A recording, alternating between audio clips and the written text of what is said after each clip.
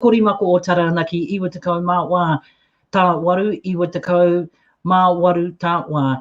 And welcome back to Te Korimako o Taranaki. Have the privilege of having one of our chief executive officers of Te Kāhui o Rauru with us, Victor Goldsmith. Nō reira, Victor, tēnā koe. Tēnā koe. Tēnā koe, Victor. Now, as we see ourselves in lockdown 4, what's it been like for our iwi of Ngā Rauru? You know, everything, the help and everything that's out there and what's going on with them? It's been a busy period. I mean, Ngā Rauru being a border iwi, we work closely with Ngā iwi o Taranaki and also Tupua. So for me, I've been catching up with my fellow CEs in both those rohe. And so it's been good from a sense that we get to know each other a lot better. You know, this lockdown's brought us together on Zoom quite a bit. I think this is my 9th Zoom today. And just trying to get over, it started at 8 o'clock this morning with the Taranaki DHB, and it's just been constant. So I just can't, you know, I don't know whether Martha at the moment, but I've just had this little period whereby I can jump on here and have a kōrero about Ngā Rauru's response, because we are looking through our database and looking at our most vulnerable. We've made phone calls to our people. We're coordinating our efforts with Ngā iwi o Taranaki and Te Ranga Tupua, you know, around our communications to our people. We're putting out what we believe is our single source of truth. And there's been those pāniwi that have been going out on our Facebook page, but also with our collective iwi response, and just trying to assess what the needs might be for our people as we go in, you know, as we enter these lockdowns in our second week, and what's going to happen this afternoon,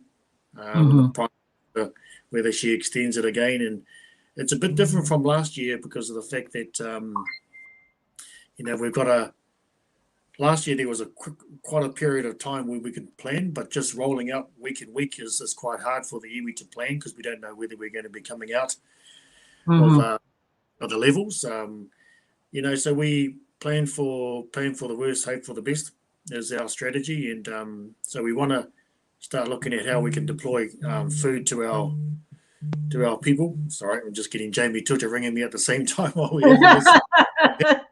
Quite ironic. But yeah, we're working quite closely, as I say, with our Taranaki whānau and Te Ranga Tupua, and just trying to understand where our health response is. Yes. So yeah, it's been a very difficult time, mainly in terms of the mahi. So yeah, that's where I've been sitting in the last 2 weeks, and back into the same response that we tried last time, because this variant with Delta is, and I can't re-emphasize this enough, for people to stay at home and be safe and protect their whakapapa and whānau. But it's different from last year because it's airborne. And but from the numbers we've seen, it actually affects our rangatahi more than our elderly. Yes, you're so right. Yeah, so our response needs to be different, and I don't think the Ministry of Health, when they started vaccinating the elderly down, you know, because we're quite a young demographic for Māori, that our uptake in terms of testing and vaccination is the lowest in the country, and Wanganui and Taranaki is right at the bottom. So yeah, we need to be upping our game, so to speak, to protect our whānau, but we need to get our rangatahi some quite clear and concise messaging and communications to our rangatahi to get tested. So that's where we're. Ka pai. So, you know, do you think that the government may have become a bit complacent in terms of us being in level 1 for so long, that and ensuring that the vaccines were going to get out right, go to the first, like our 65s and over, that after they got the news that it was starting to move towards our way to Aotearoa, that they sped up. But do you think it was too late? I think they may have the wrong strategy. Yeah. Look at what's happening in Australia, and you could have seen some of the information and data that was coming out of there, is that a lot of young people were affected. So why would you have a strategy that's based on the last COVID lockdown, which did affect the elderly and a lot of Pākehā, but in this case, I think if they had all the information and data there, then why would you implement a strategy that looks at the other end as opposed to our rangatahi? So that's, in hindsight, you would say, well, things differently, and now that's why they've included 12 to 16-year-olds or whatever it was to be vaccinated. But yeah, it's a concern that they're not reading the tea leaves, so to speak, around what's been happening globally with this Delta variant now that we have it in the country. No, you're quite right. I think that they stayed with the strategy, thinking that it was okay, knowing that Delta was actually not the same as what we had last year, and that it had gone airborne, and affecting our rangatahi now, and that's a bit of a worry.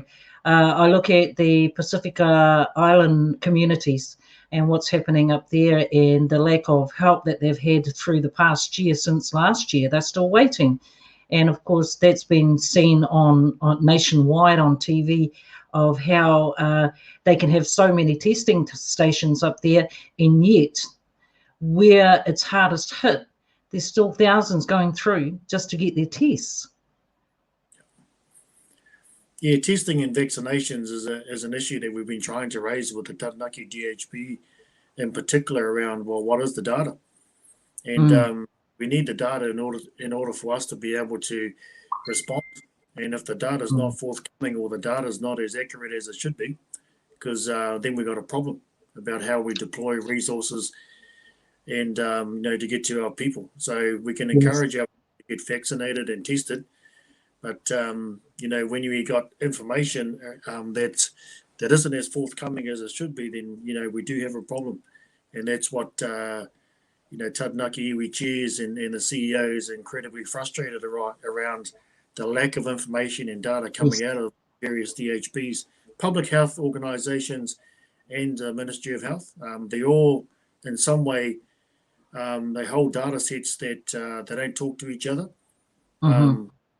So we do have the lowest in terms of vaccinations in the country, and even our Pacifica relations are beating us at the moment. So there's something wrong, but there's no clear and deliberate strategy as to how we're going to deal with it, and that's a concern for me. Where do you lay blame?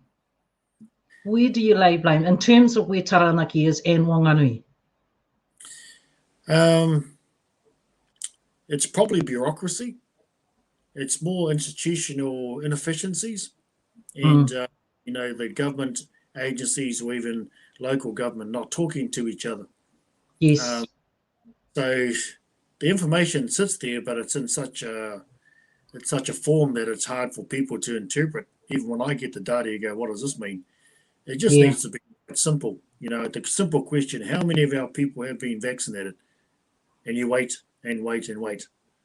I think it's quite a simple question, but so we sit there as iwi chairs and CEs and start scratching our heads, and what do you do? I mean, we've got our own data around where our people are, and but we need to marry it up with the Crown, the government's data, and local government, and the health boards to sort of say, well, okay, this is what this picture's telling me. So the blame does sit with bureaucracy, around their inefficiencies to be able to give us good solid data so we can come up with a game plan ourselves. But I don't think they got a strategy or game plan, internally for each of those agencies that we've been talking to. So it's a problem. We know we're going to go in and out of this COVID and the Delta for some time to come. So you would have thought that they would have had things in place and learned from the previous lockdown. Yes. Yeah. So, and again, when you do get that information through and you do set up a strategy plan to get the vaccines out there, like how it is now, there is such a rush. There is so many ringing the 0800 vaccine line, and some are having to wait up till October to get their vaccines. Yep. So this is a bit of a worry. It's been a worry for a lot of people that I've spoken to. They said, oh, well, and these people are over 50, some are over 60, and are saying, well, I have to wait until October. So there's that line that, I get what you're saying, and I support, I totally call what you're saying. There just needs to be a better strategy around, because when it hits the ground floor, those ones on the front lines are going to be the ones that are affected, because they have to keep everybody in line as to going through to get their vaccines. Yeah, it's generally too late by then, because everyone else, I know those vaccines, they should be vaccinating the whole whānau. Yes, definitely. Instead of just going through the age bands, and that's probably been a failed, policy of the government. But they also needed to recognise that our Māori population, our demographic, we're a lot younger than the general population. So they put a model in place that probably dealt with the last one, that's mainly targeting Pākehā, elderly, because they were most vulnerable. And now we've got the situation whereby it's rampant amongst our rangatahi. And so how do we then communicate to our rangatahi in the way that they can understand? Unfortunately, it's be like one of our close whānau will be affected, or have to die from this COVID in order for us to be able to say, hey, now this is real. But we don't want that situation to happen. But, no. So that's where we're currently at. You can sort of, our Māori health providers are doing an excellent job. And they need to be resourced to do as they scale up, because they're taking on a whole range of different clientele and non-Māori as well. I think for especially for our frontliners, in talking to them as well, having an interview with them as well, going from doing testing for the last 2 weeks, and then probably next week it's going to ramp up to vaccines. They're getting their vaccines this weekend, this Saturday and Sunday here in Taranaki, but that means that they're straight back in and they have to do the vaccines. It's how do we protect those ones that are on that front line? What's the protection for them? Yeah, I mean, last year when we started to deliver food to our people and be out there and doing the roadside monitoring, because I was the chief executive of one of the iwi up north, and that's why I worked. But because of the airborne nature of the Delta variant, you can't do that anymore. You can't be out there, because you need to make sure that your people are protected and safe because of the airborne nature of it. So, just adhering to protocols and making sure you have the right PPE gear and that sort of stuff, and sanitizing and just following the rules. But why should we be exposing our people out there when, and put the frontline staff in? I think the beautiful, and I love this about our Māori people, is that they'll put up their hand to help with anything. Unfortunately, this Delta variant has gone airborne, and even though we put our hand up and we get out there and we help out, we're putting ourselves at risk. So, and then with that, we're putting our families at risk when they come back into their bubble. But Victor, look, how long have you been at Rauru for? Te Kāhui o Rauru? Oh, it's almost 9 months now. 9 months? Yeah, 9 months. And it took us this long to talk to you. Yeah, it's just taken this long. Yeah, I've just been... Aroha atu ki a koe. Normally, we're pretty good with keeping up with our iwi leaders, but tell me, what were some of the things that you were going to, or the kaupapa that you were going to be doing before COVID lockdown, and what's happened now?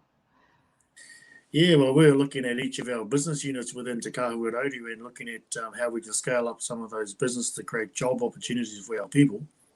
Yes. my world domination from Waverley plan was to scale up our fencing and our planting crews in terms of I just believe that if you create jobs and well-paying jobs and they sort out their other issues to do with social and health and education, and so we're working through some of their detail, and then we're sort of I don't know, being in an iwi CEO is a bit schizophrenic at times because you're having to deal with free waters and May reforms, and then you're talking about housing and commercial activities. I mean, I am the group CEO, and I've done a lot of restructuring of the organisation, both at a governance level and at a operations level, to just ensure that we've got the right platform to launch from and grow Ngā Rauru and understand what Ngā Rauru tanga means, because I'm not Ngā Rauru, I'm Ngāti Porou, and so I have no connections to Ngā Rauru whatsoever, but they're the only ones that can determine what their Ngā Rauru tanga means. I know what Ngāti Porou tanga is, the way that we walk and talk and all that sort of stuff. But think back into that tanga for Ngā Rauru, and I'm quite clear from my, tumu whakarai, Mike Niho, and him and I work very closely together and around Ngā Rauru tanga and kaitiaki tanga, mātauranga, ohanga, all the so-called pou that I start to build our operational activities from, because I've been in this space for a wee while now, up north previously and back in Ngāti Porou as a general manager of Ngāti Porou Mire. And but I have got quite a strong commercial background, and that's how I focus. But I've been the chair of our marae, and I understand how some of the politics and dynamics works within iwi. I can see it playing out, but they're not my people, so they can't ring up my uncle and auntie and tell me off. Hey, listen, have you been in contact with your people over on the East Coast, Ngāti Porou? Yeah, I do that mainly through Facebook, and I still had contacts back there. I'm still on some land trusts, and recently for Ngāti Porou Forest, been a director on there for some time, and just recently stepped down. But home's always home, and even though I'm living in Wellington and driving up to Wanganui and Waverley during the week, always being Ngāti Porou, and both my parents are from Ngāti Porou, and been living and working up there for a number of years. So got more of my contacts, and it's good to be away from cut the apron strings from my whānau and my relations over there, because I think it's one of the worst jobs to be working for your own iwi.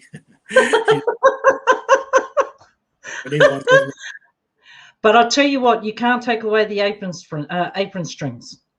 You just can't. They'll always be there. They'll always be there. But okay, so for you, what does Ngā Rauru mean for you? I think a lot of our Ngā Rauru people, I regard as real ringaropa, and they just need, my own personal opinion, a bit of direction and leadership.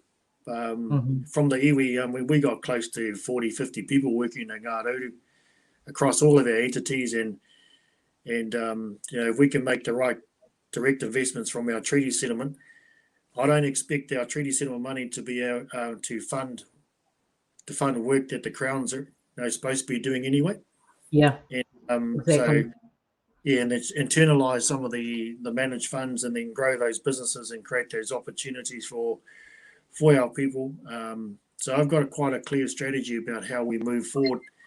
But you can't underestimate the relationships we will start to form with Ngā Iwi o Taranaki and Te Rangatupua, and working with my fellow CEs to come together, because some of the issues are exactly the same, whether it's Three Waters or RMA reforms or DHP reforms. We need to come together and have the kōrero instead of working in silos. So I'm a big believer of collaboration, and I got extensive networks around the country that I can call upon to be able to transform Ngā Rauru instead of the transactional stuff that we've been having, for the last 6 months.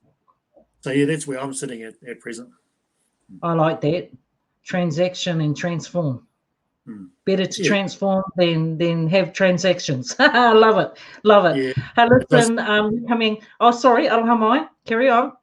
To my staff around execution of plans, like we're quite clear about some of the activities that we need to be doing. And as I said, it's about execution. You're in the role, so execute or be executed, one of the two. So that's how I just, you want to work it in, but I'm just trying to develop a culture of, being proud to be working for Ngā Rauru, and then as we start to grow these businesses and create employment, you're going to see their transformation. So that's how I got it in my. Ngā mihi ki a koe. Look, we're coming down to the end of our interview, and I want to leave the last words with you. Kei a koe te wā, nō reira, tukua. Tukua mai. Yeah, just for our people to stay home, be safe in this very trying time. I know we're going to be in and out of lockdown. This won't be the first time, won't be the last. So, and I know some of us may have COVID fatigue, but just to look after your whānau and just rangatahi. Probably stand up and protect yourselves and protect your whānau. So stay home and be safe is my message. Tēnā koe. Nō reira, anei tētehi wakatau ki kōrero mai a Ngā Rauru. Ka tuku au, ka karea au te pai a ka kōrero ki a kōtau a Ngā Rauru. Nō runga I tērā, ki te tuku atu I te aroha ki a rātau mākua we atu ki te pō. Me te wakaro ake ki o koutou mate o roto I nei wā. Nō reira, haere atura. Hoki mai ki a tātou kia noho mārire koutou o roto I o koutou ake kāinga. Engari, ko te mea nui kia kotahi ai tātou, kia tū ai tātou o roto I te kotahi kia panaia tēnei ngāngara o COVID-19 Delta variant. Nō reira, ka tuku au te me ki a koe e Victor, te whai wā mā mātua te korimako o Taranaki. Tēnā koe. Tēnā koe. Ngā mihi. Tēnā koe. Ngā mihi ki a koe.